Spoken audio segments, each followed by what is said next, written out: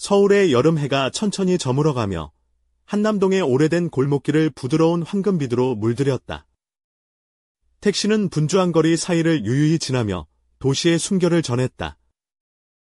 복잡하면서도 정돈된 듯한 서울의 리듬 속에서 김수진은 옆자리에 앉은 딸 김하연에게 끊임없이 말을 건넸다. 하연아, 여기서는 모든 게 달라질 거야. 기회도 많고 멋진 사람들도 만날 수 있어. 분명 내가 좋아할 거야. 수진은 반짝이는 미소를 지으며 딸을 바라봤다.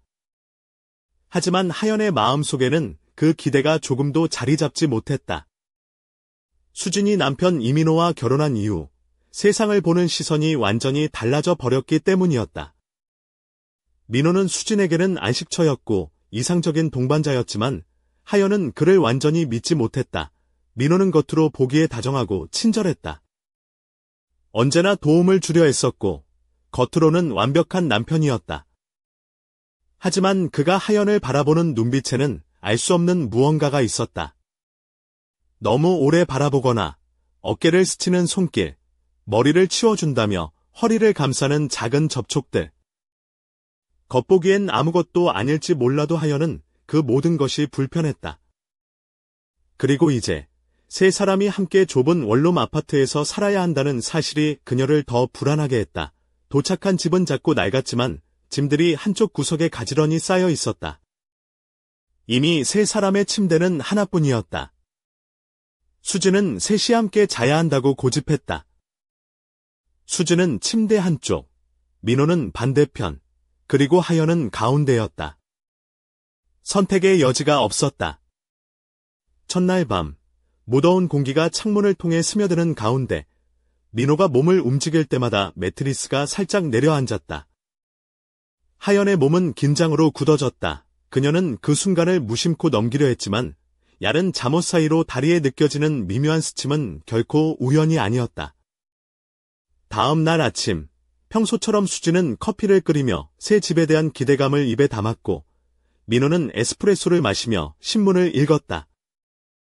하지만 하연은 전날 밤의 감각에서 벗어나지 못했다. 하연아, 면접에 나갈 옷 좀 골라보자. 자신감이 보여야 해. 민호가 다가와 셔츠 칼라를 다듬으며 말했다. 그의 손끝이 살갗에 닿자 하연의 숨이 잠시 멈췄다. 민호는 한참 동안 그 자리를 떠나지 않았다. 침묵은 무겁게 자리 잡았다. 이제 됐어. 민호가 만족스럽게 속삭였다. 하연은 갑자기 몸을 돌려 짐을 챙기고 아파트를 나섰다. 밖으로 나가 신선한 공기를 마셔야 했다. 면접은 완전히 실패했다. 마음은 산란했고 민호에 대한 불안과 혼란이 머릿속을 뒤덮었다. 집에 돌아오니 수진은 피곤한 기색으로 쉬고 있었고 민호는 산책을 제안했다. 밖에 나가면 기분이 나아질 거야. 그의 목소리는 친절하고 확신에 차 있었다. 분주한 거리 속을 걸으며 민호는 마치 진심으로 걱정하는 사람처럼 말을 건넸다. 하연은 거리를 두려워했지만 민호의 손이 그녀의 손에 닿았다. 그녀는 그가 손을 걷어줄 거라 생각했지만 그는 움직이지 않았다. 너무 걱정하지 마. 그의 눈길이 잠시 그녀의 입술을 훑고 지나갔다. 그 순간 하연의 등골에 소름이 돋았다. 밤이 깊어가고 수진은 깊은 잠에 빠져 있었다. 부엌에서 혼자 있던 하연과 민호 사이에 긴장감이 감돌았다. 하연은 거리를 두려워했지만 민호는 다가왔다. 오늘 정말 예쁘네? 그는 속삭였다. 하연은 농담처럼 웃으려 했지만 민호는 손을 뗄 생각이 없었다. 그의 손목을 가볍게 잡자 하연의 몸은 얼어붙었다. 시간이 멈춘 듯한 순간 민호가 몸을 기울였고 입술이 그녀의 입술에 닿았다. 하연의 마음은 혼란스러웠다. 잘못된 일임을 알면서도 몸은 움직이지 않았다. 다음 날 아침 햇살이 커튼 사이로 스며들었지만 하연은 눈을 감은 채 전날 밤의 기억을 되새겼다. 민호는 변함없는 얼굴로 잠들어 있었지만 모든 것이 변했다는 사실을 하연만 알고 있었다. 수진은 반대쪽에서 아무것도 모른 채 자고 있었고 하연은 살금살금 움직이려 했다. 그러나 바로 그때 민호의 손이 그녀의 허리를 스쳤다. 얼어붙은 하연은 그가 잠든 줄 알았지만 손가락이 피부를 살짝 누르는 걸 느꼈다. 숨이 가빠졌지만 소리내어 벌릴 수도 없었다. 마침 수진이 뒤척이며 꿈속 말을 내뱉자 민호는 즉시 손을 뗐다. 하지만 그들은 모두 알았다. 그 밤은 끝나지 않았다는 것을. 그날 아침 수진은 평소처럼 신나서 하루 계획을 이야기했다. 민호는 신문을 넘기며 평온을 유지했다. 하지만 하연과 민호의 눈이 마주칠 때마다 하연은 몸을 떨었다. 잘 잤니, 하연아? 민호가 다가와 속삭였다. 하연은 숨을 멈췄다. 그의 목소리는 차분하면서도 너무 자신만만했다. 하연은 날카로운 눈빛으로 그를 쳐다보았다. 민호는 태연한 얼굴로 그녀를 바라보았다. 그가 무슨 짓을 하는지 알고 있다는 듯이. 며칠이 지나면서 수진이 곁에 없을 때마다 민호는 하연에게 손길을 뻗었다. 그의 스치는 손길은 미묘하고 은밀했지만 하연은 분명 느꼈다. 어느 날 오후 부엌에서 수진을 돕던 하연 뒤로 민호가 지나가며 허리 아래쪽을 스치는 손길을 보냈다. 순간이었지만 하연은 그것이 우연이 아님을 알았다. 그날 밤 집안 공기는 숨막힐 듯했다. 침대에 누워 최대한 빨리 잠들려 했었지만 민호의 체온이 그녀를 깨어있게 했다. 그때 그의 손이 팔을 타고 천천히 올라와 손을 잡았다. 온몸이 굳어버린 하연은 도망칠 수도 저항할 수도 없었다. 민호의 뜨거운 숨결이 목덜미를 스치고 입술이 살짝 닿았다. 다음 날 뜨거운 물줄기가 피부를 감쌌지만 전날 밤의 기억은 지워지지 않았다. 하연은 욕실을 나와 부엌으로 향했다. 거기서 민호는 아무 일 없다는 듯 커피를 내리고 있었다. 좋은 아침, 하연아.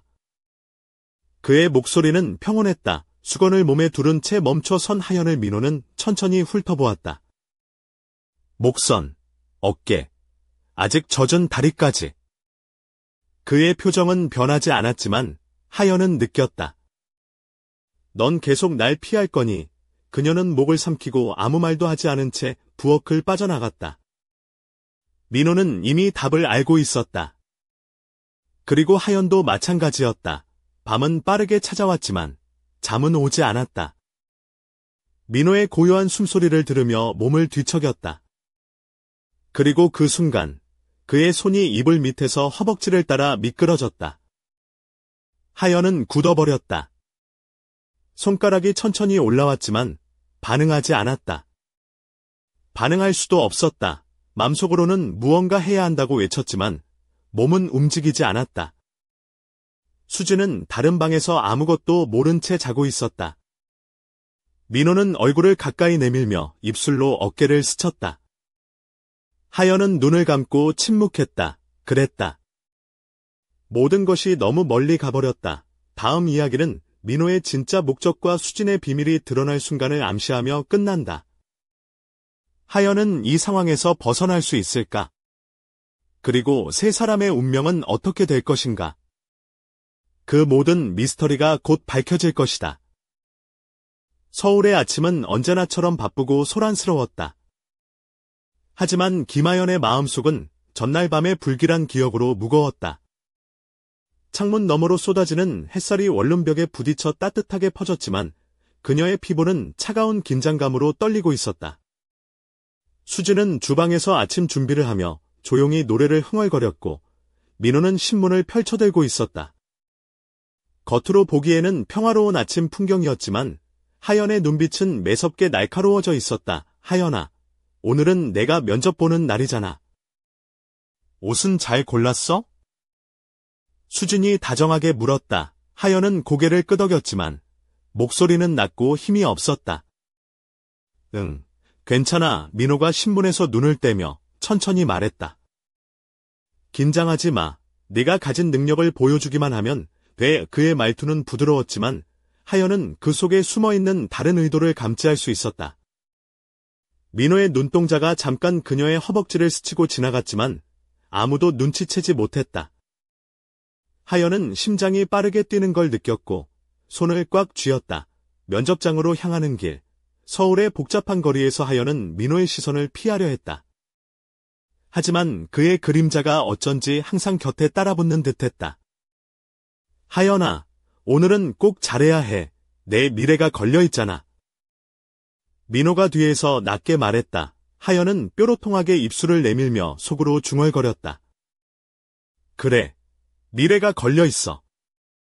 근데 왜 내가 항상 날 감시하는 거야? 면접은 그녀가 생각했던 것보다 훨씬 힘들었다. 면접관들의 질문은 날카로웠고 하연의 마음은 산만했다. 민호가 보내는 그 이상한 시선이 머릿속을 떠나지 않았다. 결국 그녀는 말실수를 하고 말았다. 방을 나와 거리를 걷는 동안 하연은 자신이 점점 더 이 상황에 갇혀 가고 있음을 느꼈다. 집으로 돌아오자 수지는 피곤한 몸을 소파에 던지며 말했다. 오늘은 좀 쉬자. 저녁에 좋은 소식이 있길 바란다. 하지만 민호는 다른 계획이 있었다. 하연아, 잠깐 산책하자. 밖에 공기 좀 마시면 기분이 좋아질 거야. 하연은 거절할 용기가 없었다. 밖으로 나가자. 서울의 밤거리는 네온사인과 사람들로 가득했다. 민호는 천천히 그녀 옆에 걸으며 말을 이었다. 내가 이렇게 힘들어하는 걸 보면 마음이 아파. 뭔가 도와주고 싶어. 하연은 그 말에 씁쓸하게 웃었다. 도와준다면서 왜 자꾸 날 불편하게 만드는 거야? 그 순간 민호의 손이 그녀의 허리를 가볍게 감쌌다. 하연은 놀라 몸을 돌렸고 민호는 무심한 듯 미소를 지었다. 이런 건 너무 예민하게 굴지 마. 예민한 게 아니라. 그냥 싫어. 하연은 작게 말했다. 민호는 아무 대답 없이 그녀의 손을 잡아 끌었다. 그들의 걸음은 점점 더 빠르고 가까워졌다. 하연은 마음속으로 외쳤다. 도망쳐야 해. 지금 당장. 하지만 발걸음은 무거워졌고 몸은 민호에게서 벗어나지 못했다. 그날 밤 원룸에 돌아온 하연은 침대에 누웠다. 그녀의 몸은 긴장으로 굳어 있었고 숨은 가빠왔다. 민호가 옆에 앉자 그녀는 눈을 감았다. 다시는 이런 일이 벌어지지 않길 바라며 몸을 돌렸다. 그러나 민호의 손은 이미 그녀의 팔을 타고 천천히 올라가고 있었다. 하연아. 그의 목소리는 부드러웠지만 그 속에는 무언가 숨겨져 있었다. 하연은 떨리는 손으로 그의 손을 겨우 밀어냈다. 그만해. 제발. 민호는 잠시 멈췄다가 이내 웃으며 말했다. 너무 긴장하지 마. 우리 그냥 친구잖아. 하지만 하연은 알았다. 이 친구라는 말이 얼마나 위험한 거짓말인지. 그녀는 침대에서 조용히 일어나 부엌으로 향했다. 차가운 물 한 잔을 마시며 마음을 가다듬으려 했지만 민호가 뒤따라왔다. 하연아, 우리 얘기 좀 하자. 그의 눈빛은 이전과 달리 결연했다. 할 말 없어. 하연은 단호하게 말했다. 그녀가 방으로 돌아가려 하자 민호가 문을 막았다. 내가 뭘 원하는지 알고 싶어. 하연은 한숨을 내쉬며 몸을 돌렸다. 내가 원하는 건 내가 손을 떼는 거야. 내 삶에서. 민호는 씁쓸한 미소를 지으며 말했다. 그건 내가 결정할 일이 아니야. 그 순간 핸드폰이 울렸다. 수진이었다. 하연아, 너 오늘 집에 있어? 밖에 비가 많이 와. 하연은 전화기를 들고 잠시 망설였다. 민호가 옆에서 조용히 서 있었다. 그녀는 마음속 깊은 곳에서 무언가가 끓어오르는 걸 느꼈다. 이대로는 안 돼. 뭔가 해야 해. 문득 민호의 눈빛이 바뀌었다. 그의 얼굴에 어두운 그림자가 드리워졌다. 이제부터는 내가 움직이는 모든 걸 내가 다 지켜볼 거야. 하연은 그 말을 들으며 등골이 오싹해졌다. 마치 감옥에 갇힌 것처럼 숨이 막혔다. 그때 문밖에서 갑작스러운 노크 소리가 들렸다. 두 사람은 동시에 머리를 돌렸다. 누굴까? 하연은 살짝 떨리는 손으로 문을 열었다. 문 앞에는 낯선 남자가 서 있었다. 그는 차가운 눈빛으로 하연을 바라보며 말했다. 김하연 씨, 당신이 찾는 답이 여기 있을지도 모릅니다. 하연은 혼란스러웠다. 그 남자는 누구이고 왜 그녀에게 이런 말을 하는 걸까? 민호는 뒤에서 불안한 듯 그녀를 바라봤다. 그리고 그 순간 하연은 알았다. 이 이야기는 이제 시작일 뿐이라는 것을. 다음 이야기는 낯선 남자의 정체와 그가 하연에게 가져다줄 충격적인 진실을 밝혀낸다. 하연이 벗어나려는 그 어둠 속에는 또 어떤 비밀이 숨어 있을까? 그 미스터리가 곧 밝혀질 것이다. 서울의 저녁 노을이 한남동의 골목길을 붉게 물들이고 있었다. 김하연은 낯선 남자 앞에 서서 심호흡을 했다. 그의 이름은 박준호, 중견 기자로 알려져 있었지만 오늘 그가 가진 정보는 단순한 기사거리 이상의 무게를 지니고 있었다. 하연 씨, 민호 씨에 대해 아시죠? 그가 단순한 남편이 아니라는 사실을. 박준호의 목소리는 낮고 단호했다. 하연은 입술을 깨물었다. 무슨 말씀이신지.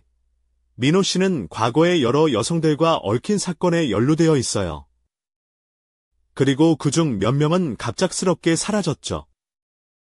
경찰도 제대로 수사하지 않았지만 저는 그 진실을 알고 있습니다. 준호는 서둘러 말을 이었다. 당신이 위험에 처해 있을지도 몰라요.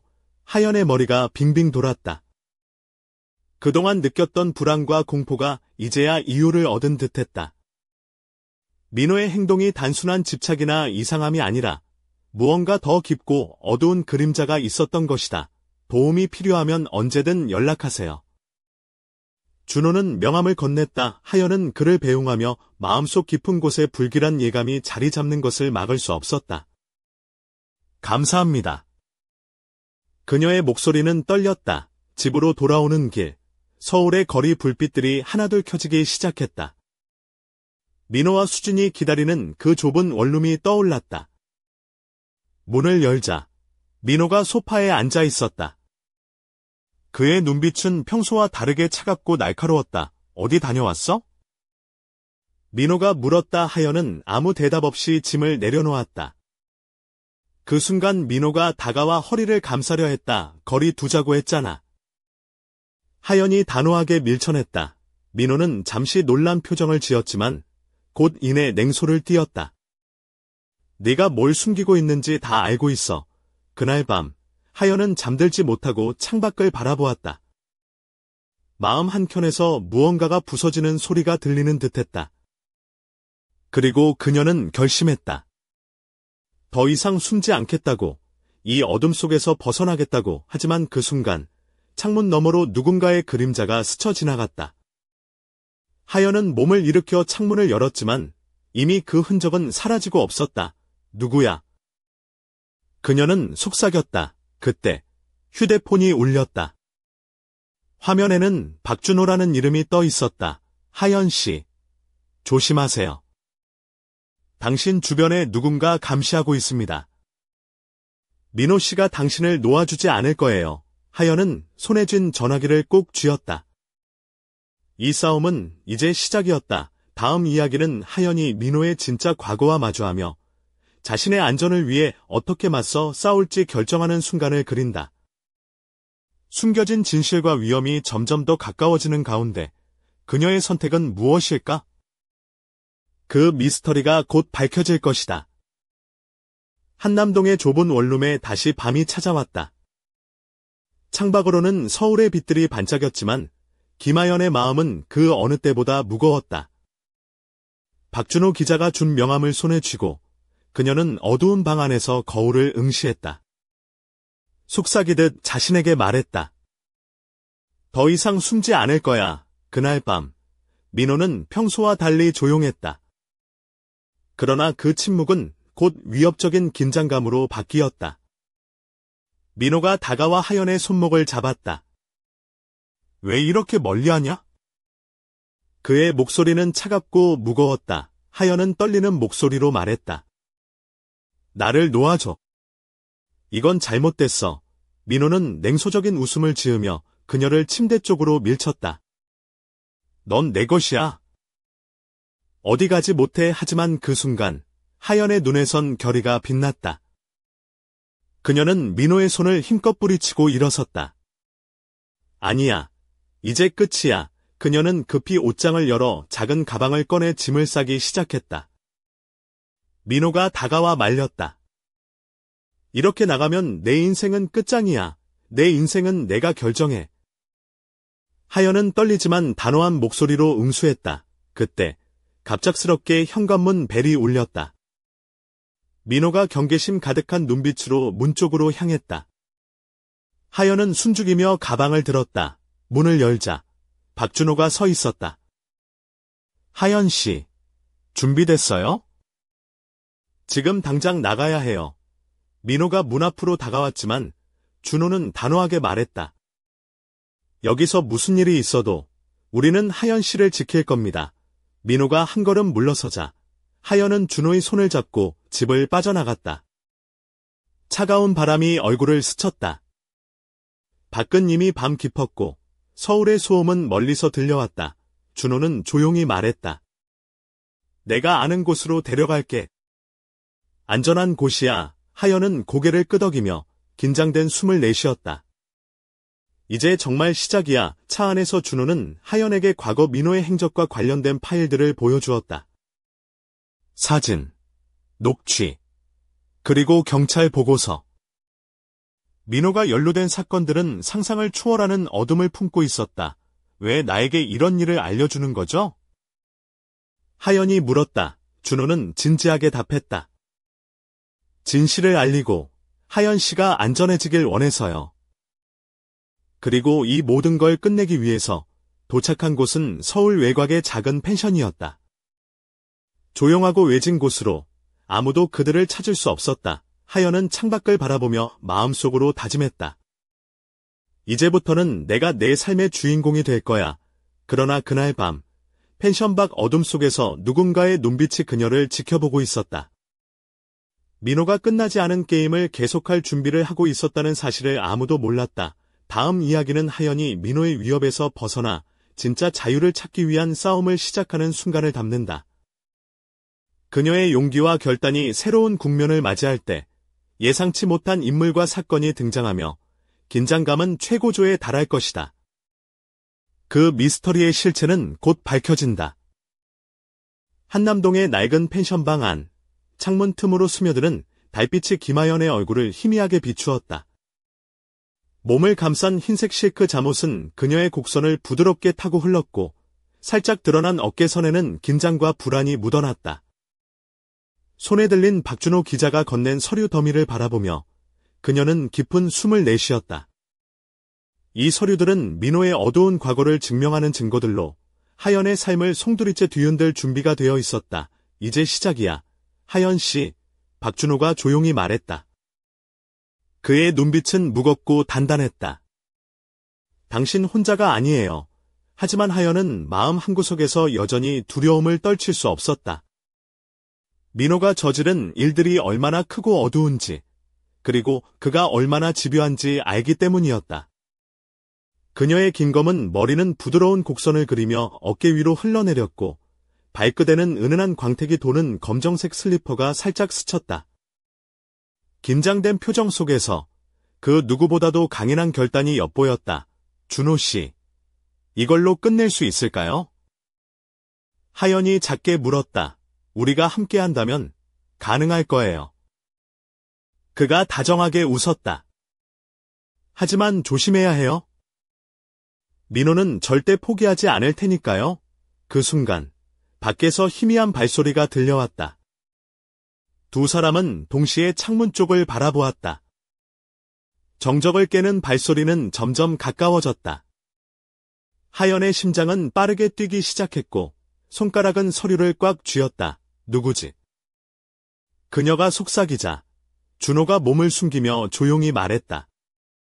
숨으세요. 두 사람은 어둠 속으로 몸을 숨겼다. 문 앞에서 민호의 그림자가 나타났다. 그의 얼굴은 칠흑같이 어두웠고 눈빛은 광기 어린 집착으로 빛났다. 그는 천천히 방 안을 살피며 중얼거렸다. 하연아. 어디 있느냐? 민호의 목소리는 차갑고 무서웠다. 그의 발걸음이 가까워질수록 하연은 숨이 막힐 듯했다. 이내 문 앞까지 다가온 민호는 무언가를 발견한 듯 컥 소리를 냈다. 여기서 도망칠 수 있을 거라 생각했나. 그 순간 박준호가 뒤에서 민호의 팔을 잡아 끌었다. 이제 끝내야 할 때입니다. 민호 씨. 민호가 힘껏 몸부림쳤지만 준호는 단단히 붙잡았다. 그 사이 하연은 재빨리 문을 열고 밖으로 뛰쳐나왔다. 차가운 밤바람이 그녀의 피부를 감싸며 머릿속의 혼란과 두려움을 씻어내는 듯했다. 거리에는 밤늦은 서울의 불빛과 사람들의 소음이 어우러져 있었지만 하연의 눈에는 오직 자유만이 빛났다. 그녀의 발걸음은 가벼워졌고 마음속 무거운 짐은 조금씩 풀리기 시작했다. 그러나 민호는 결코 포기하지 않을 것이다. 그의 욕망과 집착은 더욱 짙은 그림자가 되어 그녀를 뒤쫓을 것이었다. 그리고 이 숨막히는 추격전은 이제 막 시작된 것에 불과했다. 다음 이야기는 김하연이 진정한 자유를 찾아 나서는 여정과 그녀를 둘러싼 어둠 속에서 뜻밖의 동맹이 나타나는 순간을 그린다. 사랑과 배신, 용기와 절망이 뒤엉킨 이 스릴 넘치는 이야기는 지금부터가 진짜 시작이다. 누구도 예상치 못한 비밀이 곧 드러난다.